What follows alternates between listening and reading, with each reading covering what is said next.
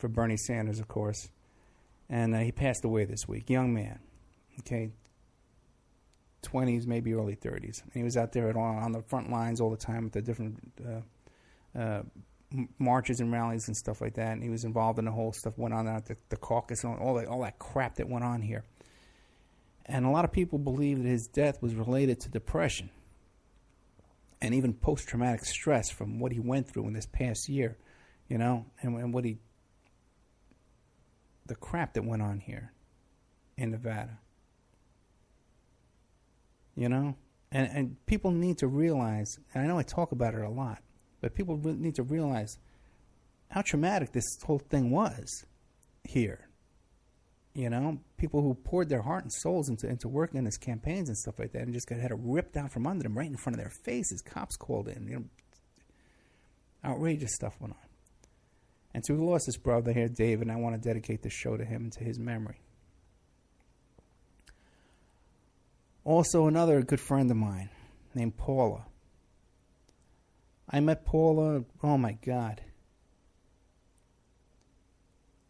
I guess about 2005, you know, about 11 years ago. And I met her because she was trying to raise money because she lived in this apartment in this really poor neighborhood, and she used to feed the homeless through her kitchen window. They would line up and she'd feed them through her kitchen window, but she had no money. She was poor herself. So she would do this with donations. So I met her that way. And then she used to come clean my house, you know, when I had the big house. And so, you know, she would come down and clean, you know, cheap. And she was a really hard worker. Has at least 5 kids, and she's pregnant right now. Young woman, beautiful woman. Did a great job cleaning the house. And then when I had my situation where, you know, we had the custody stuff going on, I didn't have money to pay her to clean the house, but she came and cleaned the house for me anyway. You know? A wonderful person with a great heart and a good soul. Mother to 5 kids and another baby on the way. Tragically, for whatever reason, she gets mixed up with these jerks, boyfriends that get her pregnant, and then they wind up breaking her heart and stealing from her tragically, over and over. For whatever reason causes that, who knows? Find out this week that Paula's going to prison. She's going to prison for 4 years. Someone who's had a tragic life, a hard life, struggled her whole life, raising 5 kids now, and she's going to prison because, you know, some nonsense. There's a guy in her house. He had drugs in his pockets. They come raid the house. And one of the guys in the house had drugs on him. He's walking free now. But she's got to plead guilty to 4 years.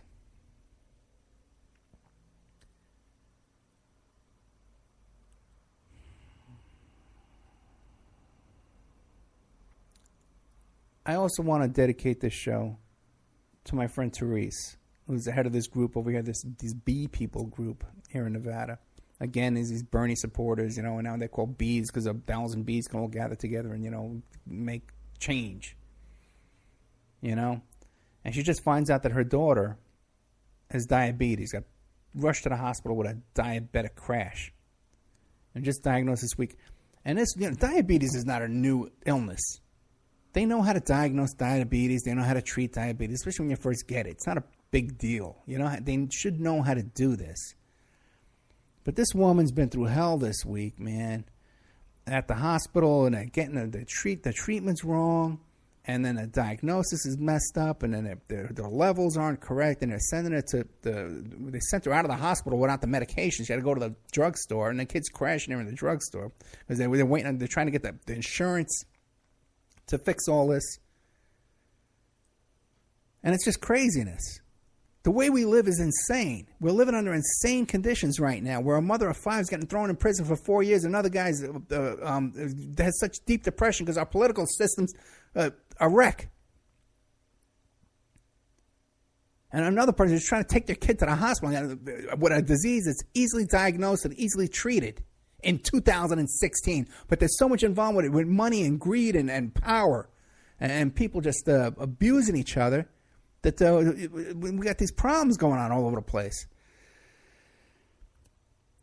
Now, this week, I did a couple of emergency-type shows. You can hear them on Spreaker, you can hear them on YouTube, and iHeart and iTunes and stuff like that, but they weren't live on any of the stations. I didn't even put them live on Awake.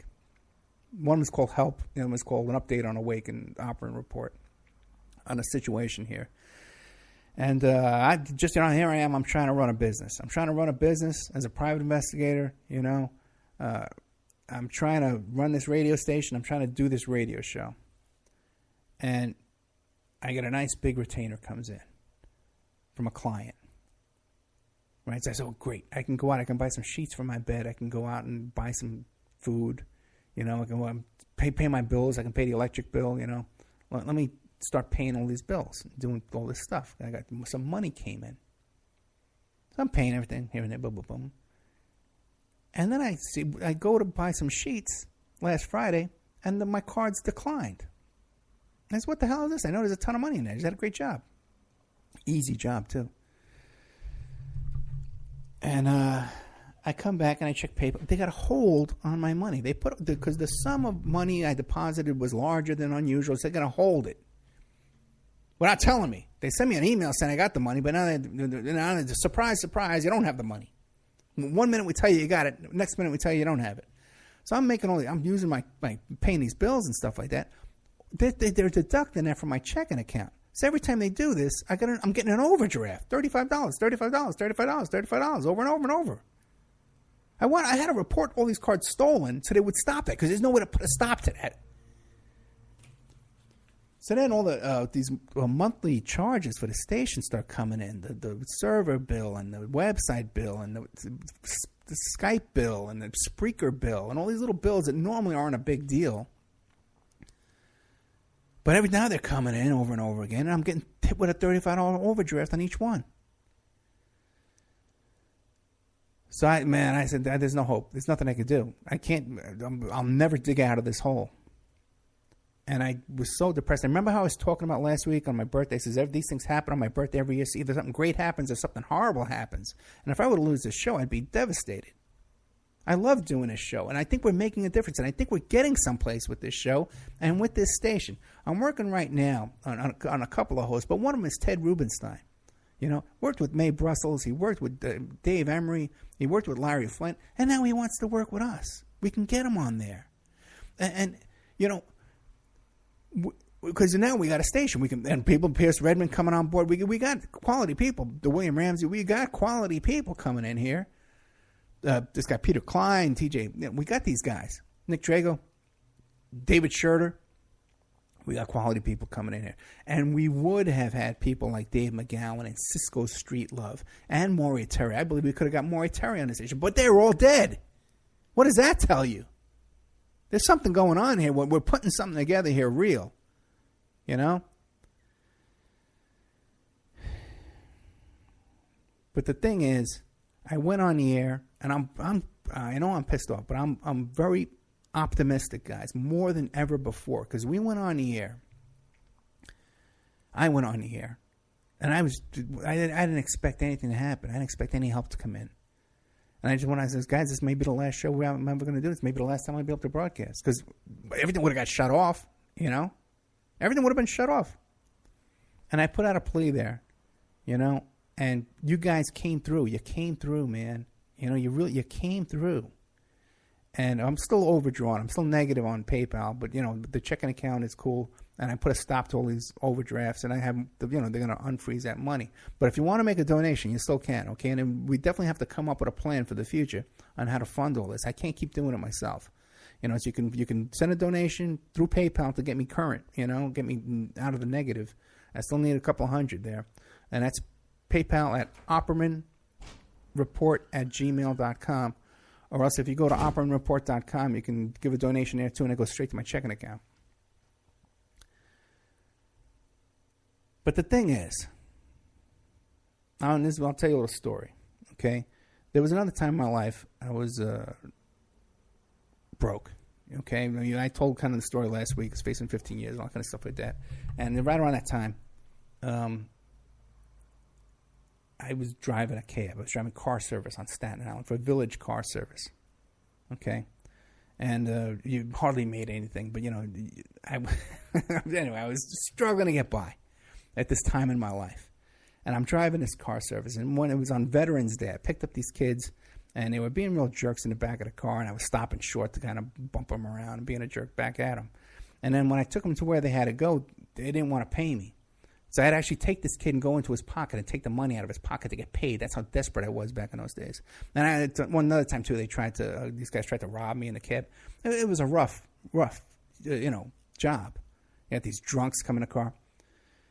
So these kids on Veterans Day, I had a little beef with these kids on Veterans Day. And about a week later, it's a long story, but I'm going to shorten it for you because you only got about 17 minutes. I'm sitting at this gas station, and one of the other drivers comes up, and he goes, "Hey, Ed, man, I just got a walk-up down at the movie theater, at the UA Theater. Come on down there with me. We can get walk-ups." Because when you get a walk-up, they don't go through the car service dispatcher. You can keep all the money. You don't have to, pay the dispatcher because it's not on your books. So I said, "Okay, man. So I'll meet you down there." So then, what do I see? I see these kids from the Veterans Day, right? And then you'll be like, yeah, we're going to kick you out. We're going to beat you up. You're going to do this, do that. Right? So I got my crowbar underneath the seat, the tire iron, As I jump out of the cab and I'm waving at them. I chase them down. They take off. I go back and sit there reading my paper. So the guy comes back and he goes, "Hey, Ed, come on. We get a walk-up. Come on down with me. I just got another one." So I said, "All right." So I start following him down to the UA Theater. And I notice some cars about to pass me. And I look over at this car, and it's a little two-lane road. It's a small, narrow road, where there's like one lane and then a yellow line and another lane, and they're trying to pass me over the yellow line. I said, "I'm not going to let these guys pass me. What's going on?" I look over, and it's these kids. They got 6 kids in these cars, and they got guns.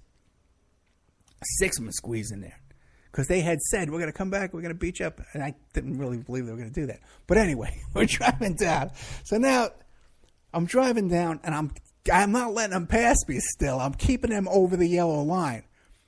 Next thing I know, and they start ramming my car with their car. I'm driving the cab.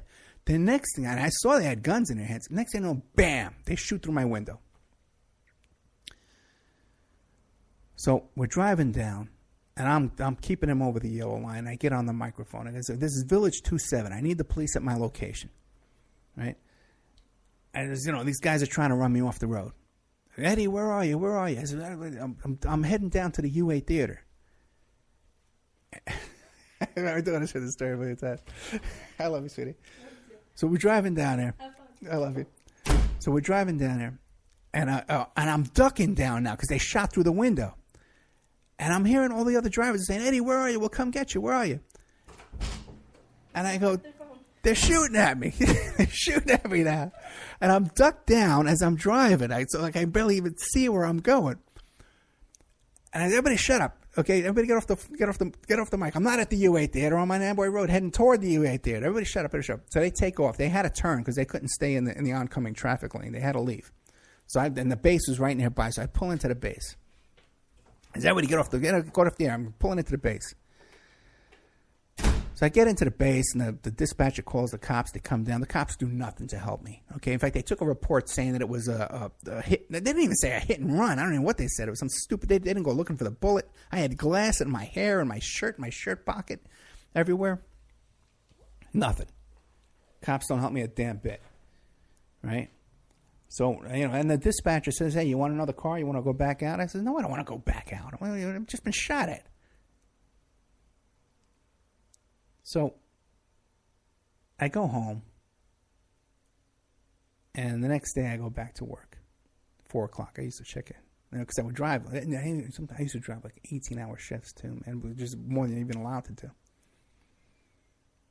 And I go in to get a car, and all the other drivers ask me, "Hey, what happened? What happened last night, man?" And I said, "Yeah, these guys. I know who they are too. I know who these kids are. They were shooting at me." The cops did nothing. When we could have looked in the blog book and see who I picked up on Veterans Day and know where I dropped them off. We would know who these kids were. They could have went and arrested them. So I go in to get a car, and they say, "No, we're not going to give you a car today, Ed, because the owner says he wants to talk to you about this." And that's the procedure. That's a procedure. You got a procedure for this? When a guy's getting shot and run off the road, you got a procedure? So I go home and I wait for this owner to call me up.